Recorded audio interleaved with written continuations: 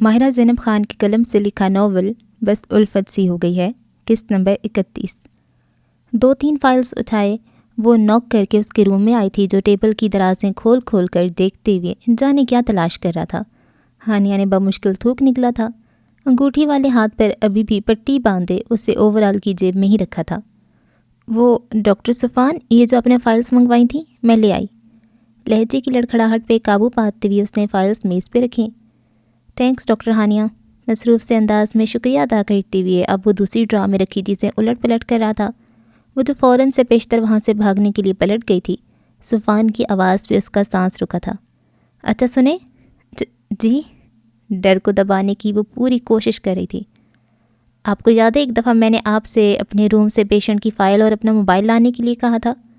صفوان کا انداز کو کہ نارمل ہی تھا، لیکن پھر بھی اس کی جان خشک ہوئی جا رہی تھی۔ نہیں تو مجھے تو ایسا کچھ یاد نہیں۔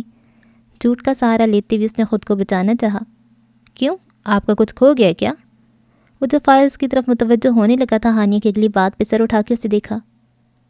آپ کو میں نے کب کہا کہ میرا کچھ کھو گیا ہے؟ صفوان کی خشک آواز پہ وہ گڑبڑا گئی۔ وہ تو میں نے اس لیے پوچھا کہ آپ شاید کچھ تلاش کر رہے تھے نا؟ ہاں، میری ایک بہت قیمتی چیز کھو گئی ہے۔ اس نے سیٹ کی پشت سے ٹیک لگا لی تھی۔ اتنی قیمتی تھی تو آپ کو سنبھال کر رکھنی چاہیے تھی نا؟ بس غلطی ہو گئی۔ میں تو اس گمان میں تھا کہ میری چیزوں کو کوئی چھیڑنے کی بھی ہمت نہیں کر سکتا، لیکن سلام ہے اس چور کو جو اتنی صفائی سے میرے روم سے وہ چیز لے اڑا۔ دونوں ہاتھ سر کے پیچھے باندھے وہ گہری نظروں سے اسے تک رہا تھا۔ یقیناً قسمت خراب کی اس چور کی جو آپ جیسے انسان کے ساتھ یہ کام کر گیا۔ مجھ جیسے انسان سے کیا مطلب ہے آپ کا؟ اور رہی بات اس چور کی، تو بس ایک بار پتہ چل جائے اس کا، پھر کرتا ہوں اچھے سے اس کی طبیعت صاف۔ ہائے! ہانیہ کا دل زور زور سے دھڑکنے لگا تھا۔ اوورال کی جیب میں موجود ہاتھ کو اس نے سختی سے بھینچا ہوا تھا۔ لیکن ایسا بھی تو ہو سکتا ہے نا کہ اس نے چوری نہ کی ہو، بس غلطی سے اس کی پاس آپ کی چیز چلی گئی ہو۔ غلطی سے چلی گئی ہو؟ صفوان نے ناسمجھی سے اسے دیکھا۔ ہاں بالکل، کیا معلوم اس کا چوری کرنے کا ارادہ نہ ہو، لیکن پھر اسے شاید کوئی مجبوری ہو گئی جو وہ لے گیا اسے۔ بدحواسی میں اس کے منہ میں جو آ رہا تھا وہ بولے جا رہی تھی۔ ویسے تم کیوں اس چور کی اتنی طرفداری کر رہی ہو؟ دیکھیں، آپ نے پھر اسے چور کہا۔ میں کہہ تو رہی ہوں کہ ہو سکتا ہے اس نے کسی مجبوری کی وجہ سے آپ کی چیز اٹھا لی ہو۔ ڈونٹ وری ہانیہ، میں اسے ایسی سزا نہیں دوں گا۔ ایک دفعہ وہ میرے ہاتھ لگ جائے تو سامنے بٹھا کر ساری مجبوریاں سنوں گا اس کی، اور اگر وہ مجھے مظلوم نہ لگا پھر تم دیکھنا میں کیا کروں گا اس کے ساتھ۔ بائی دا وے، تمہارا ہاتھ اب کیسا ہے؟ اچانک سے یاد آنے پر وہ پوچھ بیٹھا کہ 2-3 دن سے وہ ہاتھ پر پٹی باندھے گھوم رہی تھی۔ ٹھیک، بالکل ٹھیک ہے میرا ہاتھ، میں چلتی ہوں، پیشنٹس کو بھی دیکھنا ہے۔ زبردستی خود کو بشاش ظاہر کرتے ہوئے وہ وہاں سے نکلنے کے چکر میں تھی۔ ہاں جاؤ، بعد میں ملتے ہیں۔ خلاف توقع اجازت ملتے ہی وہ فوراً وہاں سے نکلی تھی، جبکہ پیچھے ایک ہلکی سی مسکراہٹ صفوان کی لبوں پہ ابھری تھی۔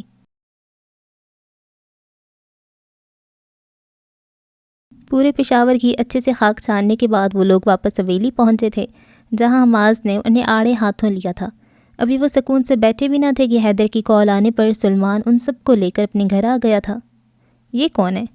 حیدر ریاض، اشر اور تیمور کے ساتھ ایک انجان بندے کو بیٹھے دیکھ حماس نے ناسمجھی سے پوچھا۔ یہ وہ ہیں جن کی تم شادی رکوانے آئے ہو کراچی سے؟ حیدر نے ہنستے ہوئے حماس کے کندھے پہ ہاتھ رکھا، جس کے چہرے پر لمحے کو خوف کی لہر نظر آئی تھی، کیونکہ وہ شخص دیکھنے میں بالکل بہادر شیر خان کی طرح ہی خطرناک لگ رہا تھا۔ تو یہ ہے وہ جو میری شادی کے دشمن بنے ہوئے ہیں؟ اس شخص نے زیرک نگاہوں سے ان چاروں کا جائزہ لیا تھا۔ روحان بھائی رحم کریں، بیچاروں کی پہلی بہادر لالا اور شیر لالا نے جان خشک کی ہوئی ہے۔ سلمان نے ہنستے ہوئے اپنے بڑے بھائی سے التجا کی تھی۔ تو یار ان دونوں کو اپنی پشاور آمد کا مقصد بتا دیتے، یہ جان خشک ہونے کی بجائے ختم ہی ہو جاتی۔ روحان خوش مزاجی سے انہیں چھیڑ رہا تھا۔ بھئی حماس، اب نیکسٹ مرحلہ یہ ہے، اگر یہ بھائی شادی سے انکار کر دیں تو پورا نہیں لیکن تھوڑا بہت مسئلہ حل ہو سکتا ہے تمہارا۔ ریاض نے بھی گفتگو میں حصہ لیا۔ آپ مجھے ماریں گے تو نہیں نا؟ حماس نے ہچکچاتی ہوئی روحان کو دیکھا۔ نہیں بھئی، یہ حق تو بہادر اور شیر کا ہے، میں تمہیں کیسے مار سکتا ہوں؟ اس نے پھر لطیف سے انداز میں کہا۔ یار آپ ڈرائیں تو نہیں مجھے؟ دیکھو حماس، اگر لڑکی سے مجھے محبت وغیرہ ہوتی تو میں شاید تمہیں پشاور میں قدم رکھتے ہی اڑا دیتا، لیکن یہ شادی میں سراسر والدین کی خوشی کے لیے کر رہا تھا، اس لیے مجھے کوئی زیادہ افیکٹ نہیں کرے یہ چیز۔ ہاں لیکن منگ اور زبان کی ہمارے یہاں بہت اہمیت ہے، لیکن سلمان اور ان چاروں کی خصوصی درخواست پر میں نے پھر اپنی خاندانی غیرت کو بھلا ہی دیا کچھ دیر کے لیے۔ روحان نے سنجیدگی سے کہتے ہوئے جیسے کوئی نئی زندگی کا پروانہ ہی اس کے ہاتھ میں تھمایا تھا، جس کے چہرے پہ روشنیاں سی پھوٹ پڑی تھیں۔ Thank you thank you thank thank you so much Rohan بھائی، آپ کو پتہ نہیں آپ کتنے اچھے ہیں، آپ کراچی آئیں گے تو میں آپ کو بریانی کھلاؤں گا۔ خوشی سے بے قابو ہوتے بھی وہ سے لپٹ گیا تھا۔ یار بھائی اتنی جلدی کیوں بتا دیا، سے پہلے تھوڑا تنگ تو کرنے دیتے، سلمان نے مصنوعی ناراضگی سے کہا۔ بس کر دے، پہلے ہی ہم یہاں بہت تنگ ہوئے بیٹھے ہیں۔ مشر نے اسے گھورتے ہوئے ایک پنچ اس کے پیٹ میں مارا تھا۔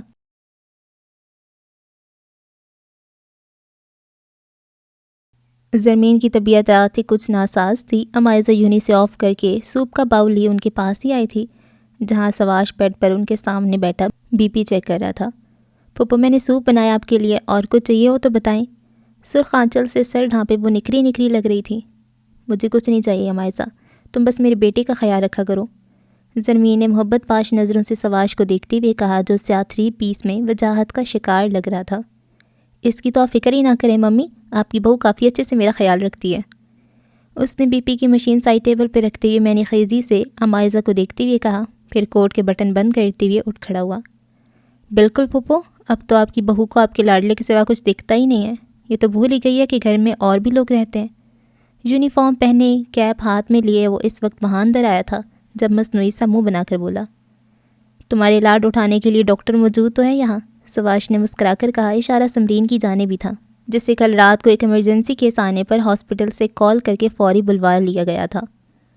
اچھا بیٹا، میری بہن پہ قبضہ کر لیا اور اب باتیں آ رہی ہیں تمہیں؟ محکنہ نے اسے گھورتے ہوئے کہا، لیکن انداز شرارتی ہی تھا۔ میں نے کہاں قبضہ کیا ہے، موجود تو ہے تمہارے سامنے، اس نے بھی جواباً اسی لہجے میں کہا۔ ہاں موجود تو ہے، لیکن مجال ہے جو اب میری کوئی بھی بات سن لے۔ ہر دفعہ بس تمہاری خیالوں میں ہوتی ہے، ان کے لیے کافی بنانی ہے، ان کے کپڑے پریس کرنے ہیں، ان کو کھانا دینا ہے، ان کے یہ کام کرنے ہیں، ان کے وہ کام کرنے ہیں۔ ویسے عزت بہت کرتی ہے یہ تمہاری، میں تو شادی ہونے کے بعد اس کے منہ سے تمہارا نام تک نہیں سنا۔ ڈرامائی انداز میں کہتی ہوئی آخر میں اس نے توصیفی نظروں سے امائزہ کو دیکھا، جس کا سواش کے سامنے ایسی باتیں کرنے پر شرم سے ڈوب جانے کو دل کر رہا تھا۔ بس نہیں چاہ رہا تھا کہ کسی طرح کنان کو خاموش کروا دے۔ بس کرو، میری بیوی پریشان ہو رہی ہے تمہاری باتوں سے۔ امائزہ کے چہرے کو دیکھتے ہوئے سواش نے کنان کو مصنوعی آنکھیں دکھائیں۔ سبحان اللہ پپو، آپ دیکھ رہی ہیں ان دونوں کی محبت، میری بیوی میرا شوہر، واہ واہ۔ کنان کے ہاتھ تو ایک نئی چیز لگ گئی تھی۔ چل تجھے تیرے تھانے چھوڑ کر آؤں۔ سواش نے اس کے گلے میں ہاتھ گھما کر ڈالتے ہوئے باہر چلنے کا اشارہ کیا۔ ارے مجھے پپو کی طبیعت تو پوچھ لینے دے بھائی، تیری بہن پوچھ لے گی تیری طرف سے۔ وہ اسے زبردستی وہاں سے لے گیا تھا، تب جا کر امائزہ نے سکون کا سانس لیا۔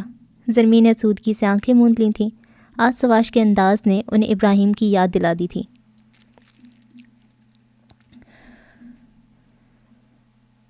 شام ڈھلے وہ لوگ واپس حویلی پہنچے تھے، پھر رات کے کھانے کے بعد برآمدے میں بچھے تخت اور پلنگ پر آ بیٹھے تھے۔ تھوڑی دیر پہلے ہی انہیں گرم قہوہ پیش کیا گیا تھا، جس سے لطف اندوز ہوتے بھی وہ قدر آرام دہ حالت میں بیٹھے تھے۔ چلو پٹھانی بھابھی کے سسرال کا معاملہ تو ختم ہوا، سمیر نے قہوے کا گھونٹ بھرتے ہوئے کہا۔ بس اب میرے سسرال کا معاملہ بھی نمٹ جائے خیر سے۔ ہاتھ کا تکیہ سا بنا کر سر کے نیچے رکھے وہ تخت پہ نیم دراز تھا۔ آمین آمین، بس پھر ہم صحیح سلامت کراچی پہنچ جائیں، مشر نے اس کے جواب میں کہا۔ کراچی پہنچ تو جائیں گے، لیکن صحیح سلامت کی کوئی گارنٹی نہیں ہے، اصل مسئلہ تو ابھی بھی برقرار ہے۔ حماس کے پیروں پر سر رکھ کر لیٹے فہام نے بھی گفتگو میں حصہ لیا، اور سارا مسئلہ اسی مسئلے کا ہے۔ میں تو دعا کرتا ہوں بس صبح سو کر اٹھوں اور پٹھانی کے بھائی پھولوں کے ہار اور قاضی کو لیے میرے سرہانے کھڑے ہوں اور کہہ رہے ہوں کہ اٹھو حماس، تمہارا نکاح ہو رہا ہے فرال سے۔ جہاں تک میرا خیال ہے تو تیری پوری تو نہیں، لیکن آدھی دعا ضرور پوری ہو سکتی ہے، جیسے کہ تو صبح سو کر اٹھے اور اس کے چاروں بھائی تیرے سرہانے بھی کھڑے ہوں گے، لیکن نکاح پڑھوانے کے لیے نہیں، بلکہ تجھے دھکے دے کر کراچی رخصت کرنے کے لیے۔ پام نے ہنستے ہوئے کہا تو مشر اور سمیر نے بھی اس کا ساتھ دیا تھا۔ حماس کچھ کہنے ہی لگا تھا، تبھی گل خان وہاں بھاگتے ہوئے آیا تھا۔ حماس بھائی، آپ کو بابا خان نے اندر بلایا ہے، اس نے آتی حماس کو مخاطب کر کے کہا۔ اندر کدھر، مردانے میں؟ اس نے ناسمجھی سے پوچھا، کیونکہ پوری حویلی میں انہیں صرف مردانے تک ہی محدود رہنے کی اجازت تھی۔ او نہیں یار، حویلی کے اندر بلایا ہے، شیر لالا اور بہادر لالا بھی وہی ہیں۔ اپنی طرف سے تو اس نے راز کی بات ہی بتائی تھی، لیکن حماس کے ساتھ وہ تینوں بھی چونک گئے تھے۔ اتنے دن سے یہاں ہیں، جب تو حویلی دکھانے کا خیال نہیں آیا، اب رات کے اس ٹائم بلا کر کیا کرنا چاہ رہے ہیں وہ تینوں؟ حماس نے چنبے سے ان تینوں کو دیکھا۔ مجھے تو لگتا ہے انہیں پتہ چل گیا تیری آمد کا مقصد، جبھی تو ایسے بلا رہے ہیں تجھے، تاکہ اندر مار کر اندر ہی قصہ تمام کر دیں تیرا، اور ہو سکتا ہے تیرے بعد ہمیں بھی یہیں کہیں دفنا دیں۔ کبھی تو ڈھنگ کی بات کر لیا کر۔ سمیر نے فہم کی فضول بات پہ اسے لتاڑا۔ خطرہ تو مجھے بھی لگ رہا ہے، لیکن میں اکیلے ہرگز نہیں جاؤں گا، حماس نے صاف انکار کر دیا۔ ہاں، ابھی سے سسر اور سالوں کی نافرمانی کر لے تاکہ جو چانس بن رہا ہے وہ بھی ختم ہو جائے، مشر نے اسے گھورتے ہوئے کہا۔ ارے بھائی، فرال مجھے بہت عزیز ہے، لیکن جان بھی تو پیاری ہے۔ مروں گا تو تم لوگوں کے ساتھ ہی مروں گا، ورنہ میں اکیلے اندر ہرگز نہیں جاؤں گا۔ اس کے دو ٹوک انکار پر سمیر اور مشر نے سر پیٹا تھا، جبھی گل خان دوبارہ پیغام لے آیا تھا۔ چلو تم لوگ بھی میرے ساتھ۔ حماس نے ان تینوں کو بھی اپنے ساتھ گھسیٹ لیا۔ گل خان کے پیچھے پیچھے سانس روکے چلتے ہوئے وہ بالآخر اندر آ ہی گئے تھے، جہاں بڑا سا پرتعیش ہال کمرہ تھا۔ بابا خان کے ساتھ شیر اور بہادر بھی وہیں موجود تھے۔ تم نے تو کہا تھا کہ تم پٹھان نہیں ہو؟ بہادر نے اپنی جگہ سے اٹھتے ہوئے ان تینوں کو نظر انداز کر کے چپتے ہوئے انداز میں حماس سے پوچھا۔ ہاں، تو میں پٹھان نہیں ہوں بہادر لالا، اس نے ہونک پن سے جواب دیا۔ ہاں، مانا کہ منحوس پٹھانوں والے گیٹ اپ میں کافی پیارا لگ رہا تھا، لیکن اب اس کا مطلب یہ تو نہیں نا کہ اسے سچ مچ کا پٹھان ہی سمجھنا شروع کر دیا جائے۔ فہام کے بڑبڑانے پر سمیر نے اسے گھوری سے نوازا تھا، ورنہ اس کی زبان کا کچھ بھروسہ کہاں تھا۔ تمہارے مرحوم بابا ابراہیم خان یوسف زئی قبیلے کے خاندانی پٹھان تھے، پھر تم کیسے کہہ سکتے ہو کہ تم پٹھان نہیں ہو؟ بہادر کی اگلی بات پر وہ نہ سمجھی اور حیرانگی سے اسے تکنے لگا۔ نہیں بہادر لالا، آپ کو کوئی غلط فہمی ہوئی ہے، میرے بابا پٹھان نہیں تھے۔ وہ نفی میں سر ہلاتے ہوئے اسے حقیقت بتانے کی کوشش کر رہا تھا، لیکن یہ نہیں جانتا تھا کہ اس کی پشاور آمد کے اگلے چند گھنٹوں میں ہی بہادر اس کا سارا ریکارڈ نکلوا چکا تھا۔ تمہارا باپ میرا سگا چچا زاد بھائی تھا حماس، اور سواش کی ماں میری سگی بہن تھی۔ آرام دہ چیئر پہ بیٹھے وجاہت یوسف زئی کا انداز بوجھل و شکستہ تھا۔ ان کے بوڑھے سفید چہرے پہ جانے کتنی اداسیاں اور گزرے زمانے کی پرچھائیاں رقم تھیں۔ حماس گنک سا یک ٹک انہیں دیکھے گیا، لیکن چند لمحوں بعد ہی اس کے چہرے کے رنگ بدلے تھے۔ یہ آپ کیا کہہ رہے ہیں؟ سواش بھائی اور میری ماں ایک ہی ہیں، اور وہ زوار ماموں کی سگی بہن ہے، پھر آپ کیسے اتنی بڑی بات کہہ سکتے ہیں؟ حماس کے انداز میں بے یقینی اور ناگواری کا عنصر تھا۔ اتنی بڑی اور انوکھی بات ماننے کے قابل تو ہرگز نہیں تھی۔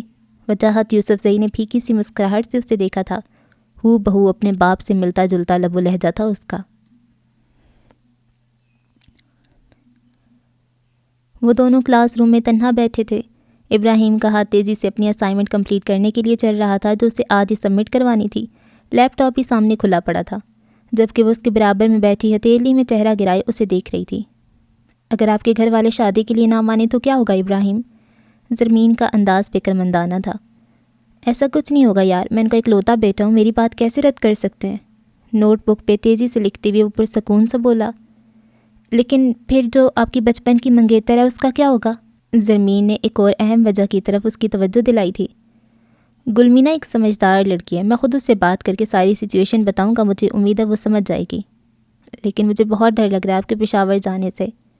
کیا بچوں والی باتیں کری ہو زرمین؟ وہاں گھر ہے میرا، میں وہاں نہیں جاؤں گا تو پھر کہاں جاؤں گا؟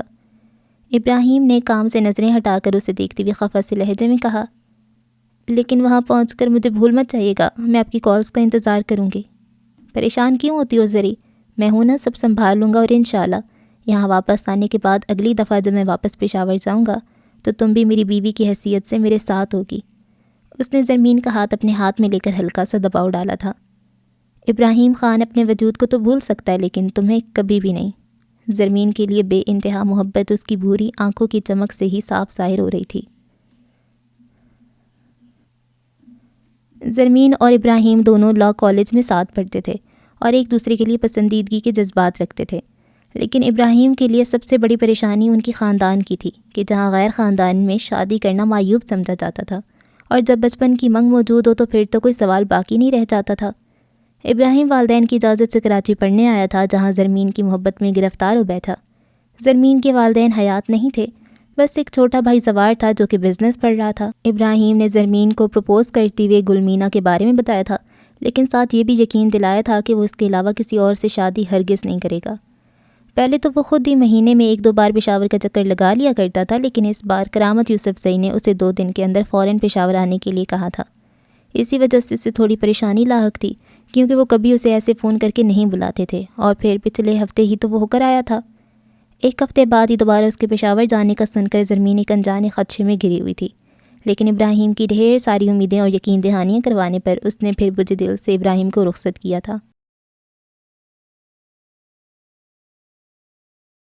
حویلی پہنچ کر فریش ہونے کے بعد وہ سیدھا مردانے میں آیا تھا، جہاں کرامت بابا کے ساتھ ابراہیم کے تایا کا بیٹا وجاہت بھی وہاں موجود تھا۔ کیسے ہو ابراہیم؟ کراچی میں بہت دل لگنے لگا ہے تمہارا۔ وجاہت نے اسے بغیر کسی گرم جوشی کے بغل گیر ہوتے ہوئے سرد سی مسکراہٹ کے ساتھ پوچھا۔ اب جہاں رہنا ہو وہاں دل تو لگانا ہی پڑتا ہے، لاپرواہ سے انداز میں کہتے ہوئے وہ صوفے پہ براجمان ہو گیا تھا۔ ہاں لیکن بھولنا مت کہ وہاں تمہارا عارضی قیام ہے، ڈگری لے کر تم نے یہیں آنا ہے، آخر کو میری بہن تمہارے نام پر بیٹھی ہے۔ وجاہت کا انداز بہت کچھ باور کرواتا ہوا تھا۔ میں نے تو نہیں کہا تمہاری بہن کو کہ میرے نام پر بیٹھی رہے، تم جہاں چاہو اس کی شادی کر دو، مجھے اس سے کوئی مطلب نہیں ہے۔ صوفے پر ٹانگ رکھے بیٹھے ابراہیم نے سکون سے کہتے ہوئے وہاں موجود ہر شخص کو ہلا کے رکھ دیا تھا۔ تمہارے دماغ تو نہیں خراب ہو گیا ابراہیم؟ یہ کیا فضول بات کر رہے ہو؟ گلمینہ تمہاری منگیتر ہے، بچپن سے تمہارے نام پر بیٹھی ہے، تم کیسے یہ احکامانہ بات کر سکتے ہو؟ کرامت یوسف زئی نے خشمگین نظروں سے اسے دیکھتے ہوئے پرجلالی انداز میں کہا۔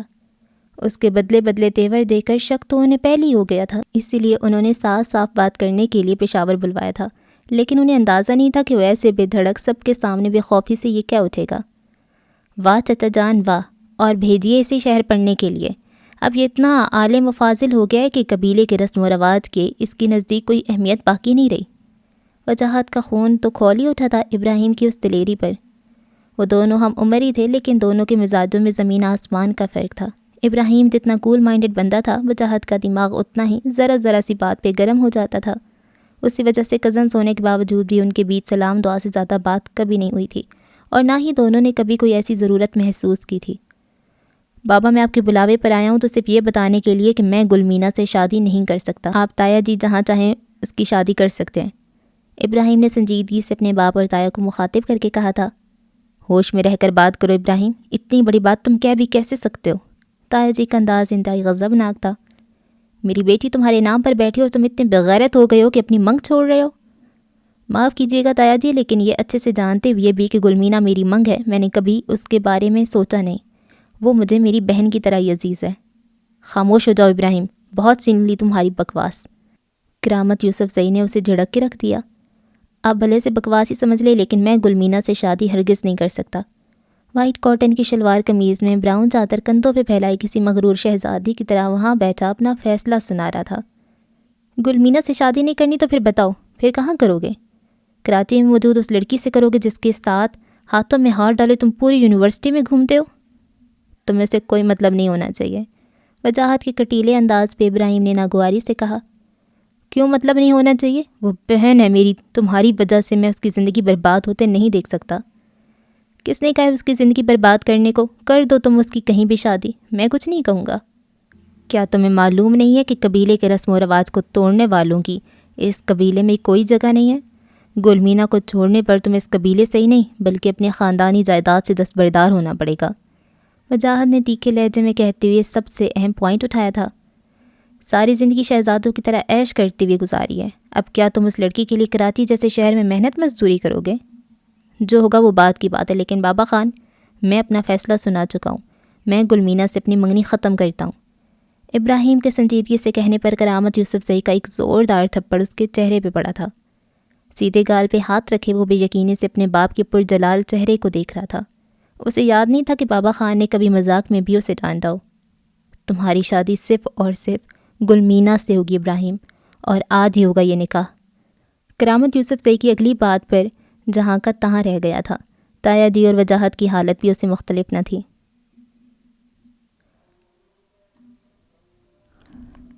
لب بھینچے یعنی تاثرات کے ساتھ وہ وارڈروب میں سے اپنے کپڑے نکال کر بیڈ پہ پڑے بیگ میں ڈالتا جا رہا تھا۔ زہرا بی بی نم آنکھوں کے ساتھ بے بسی سے اسے دیکھ رہی تھیں۔ مت کرو ایسے ابراہیم، یہ ضد اچھی نہیں ہے بیٹا۔ اس کے شانے پر ہاتھ رکھے وہ اسے باز رہنے کی التجائی کر رہی تھیں۔ مجھے مت روکے بی بی جان، میں اپنے اوپر بابا خان کو یہ ظلم ہرگز کرنے نہیں دوں گا۔ ظالم تو تم بن گئے ہو جو تمہیں گلمینہ کا ذرا سا خیال نہیں۔ کیا تمہیں معلوم نہیں ہے کہ اگر اس کی شادی تم سے نہ ہوئی تو ساری زندگی اس نے ایسے ہی گزارنی ہوگی؟ میں اس قسم کے رسم و رواج کے حق میں ہرگز نہیں ہوں۔ بچپن کی منگ تھی ٹھیک ہے، لیکن میں زرمینہ سے وعدہ کر چکا ہوں، میں اپنی بات سے نہیں پھر سکتا۔ اور تمہارے بابا خان کی بات کا کیا بیٹا؟ انہوں نے بھی تو اپنے بھائی کو زبان دی تھی، تم ان کا مان کیسے توڑ سکتے ہو؟ وہ گہری سانس بھر کے ان کے سامنے آیا، پھر ان کے دونوں ہاتھوں کو تھام لیا۔ کم از کم آپ تو مجھے سمجھنے کی کوشش کریں بی جان، میں گلمینا کے ساتھ کبھی خوش نہیں رہ پاؤں گا اور نہ اسے خوش رکھ پاؤں گا۔ آپ سمجھائیں نا بابا جان کو کہ فضول کی ضد نہ لگائے۔ میں کیسے انہیں کچھ سمجھا سکتی ہوں، وہ تو نکاح کے انتظامات کیے بیٹھے ہیں۔ میں کراچی جا رہا ہوں ابھی اور اسی وقت، زرمین میری وہاں منتظر ہے اور میں یہاں گلمینا سے نکاح نہیں کر سکتا۔ تمہیں معلوم نہیں ہے کیا تم گلمینا کی امانت ہو؟ پھر کیسے تم کسی اور سے محبت کر سکتے ہو؟ پیاری بی بی جان، محبت کی تھوڑی جاتی ہے، یہ تو بس ہو جاتی ہے، اور آپ بس مجھے دعائیں دے کر رخصت کریں۔ ان کے ہاتھوں کو چوم کر آنکھوں لگانے کے بعد اس نے بیڈ پہ پڑا بیگ اٹھا کر کندھے پہ ڈال لیا تھا۔ بیٹا میری بات مان لو، مت کرو اپنے باپ سے دشمنی۔ زہرا بی بی کا چہرہ آنسوؤں سے تر تھا۔ پلیز بی بی جان، مجھے یہ قدم اٹھانے پہ انہوں نے ہی مجبور کیا ہے۔ اس کا انداز دو ٹوک تھا، ہاتھ سے پیشانی پہ بکھرے بالوں کو پیچھے کی طرف کرتے ہوئے وہ ڈارک گلاسز آنکھوں پہ چڑھاتے ہوئے روم سے باہر نکل آیا تھا۔ رک جاؤ ابراہیم۔ پورچ میں کھڑی اپنی گاڑی کا وہ لاک کھول رہا تھا جب کرامت یوسف زئی آنکھوں میں بے پناہ غصہ لیے وہاں آئے تھے۔ تم اس حویلی سے ایک قدم بھی باہر نہیں نکال سکتے۔ معاف کر دے بابا جان، میں آپ کی ضد پوری کر کے گلمینا کی زندگی برباد نہیں کر سکتا۔ اس کا ٹھوس انداز بے لچک تھا۔ ٹھیک ہے، پھر جانا چاہتے ہو تو شوق سے جاؤ، لیکن یہ مت بھولنا کہ اگر تم نے گلمینا سے آج نکاح نہ کیا تو پھر زرمین ملک کا چہرہ بھی تم کبھی نہیں دیکھ پاؤ گے۔ ان کے سختی سے کہنے پر وہ جہاں کا تہاں رہ گیا تھا، لیکن دوسری لمحے اس کی بھوری آنکھیں خون چھلکانے لگی تھیں۔ بابا، اگر زرمین کو کسی نے تھوڑا سا بھی نقصان پہنچانے کی کوشش کی تو میں اس دنیا کو آگ لگا دوں گا۔ ابراہیم کے اندر جیسے غصے کا لاوا ابلنے لگا تھا۔ مت بھولو کہ تم اپنے باپ سے مخاطب ہو۔ اگر تم نے گلمینا سے نکاح نہ کیا تو میں تمہیں کچھ نہیں کہوں گا، لیکن پھر زرمین اور اس کے بھائی کی جان لینے سے مجھے کوئی روک نہیں سکے گا۔ اپنی بات ختم کر کے وہ وہاں رکے نہیں تھے جبکہ ابراہیم نے بے بسی بھرے غصے سے اپنی گاڑی کے شیشے پر مکہ مارا تھا، جس کے نتیجے میں شیشہ ٹوٹ کر چھوٹے چھوٹے کتنے ہی ٹکڑے اس کے ہاتھ میں چبھے تھے، لیکن وہ تو جیسے ہر احساس سے عاری ہو گیا تھا، بس رہ رہ کر زرمین کا معصوم چہرہ ان کی نگاہوں کے سامنے گھوم رہا تھا۔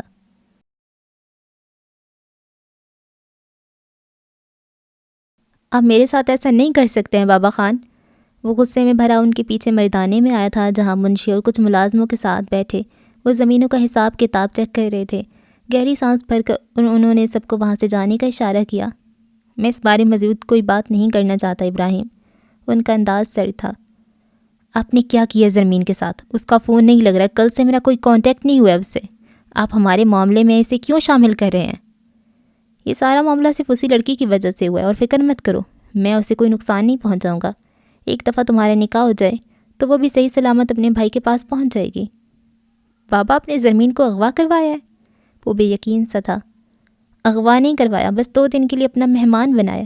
آخر کو ابراہیم یوسف زئی کی نور نظر ہے، ہماری کیا مجال جو اسے کچھ کر سکیں۔ کرامت یوسف زئی کا انداز تنزیہ سا تھا۔ میں آپ کو بتا رہا ہوں بابا، اس کا نتیجہ ہرگز اچھا نہیں ہوگا۔ آپ مجھ پہ ایسے زور زبردستی نہیں کر سکتے۔ شدت ضبط سے اس نے اپنی مٹھیاں بھینچ لی تھیں۔ نہ جانے وہ کون سا دن تھا جب ہم نے تمہیں کراچی جانے کی اجازت دی تھی۔ اگر ہمیں معلوم ہوتا کہ آج تم ایسے اپنے باپ کے منہ کو آنے لگو گے تو کبھی تمہیں وہاں نہ جانے دیتے۔ وہ افسوس سے سر ہلاتے ہوئے بولے، اس نکاح کے بعد مجھ سے کسی قسم کی کوئی مزید توقع مت رکھیے گا، ورنہ آپ جانتے ہیں میں آپ ہی کا بیٹا ہوں۔ چند لمحے چپ رہ کر ضبط کی گھونٹ بھرتے ہوئے چباتے ہوئے اس نے جیسے وارننگ دی تھی اور پھر وہاں مزید نہیں ٹھہرا تھا۔ اس کے زخمی ہاتھ سے ٹپکتا خون سنگ مرمر کے پتھروں پہ گرتا جا رہا تھا۔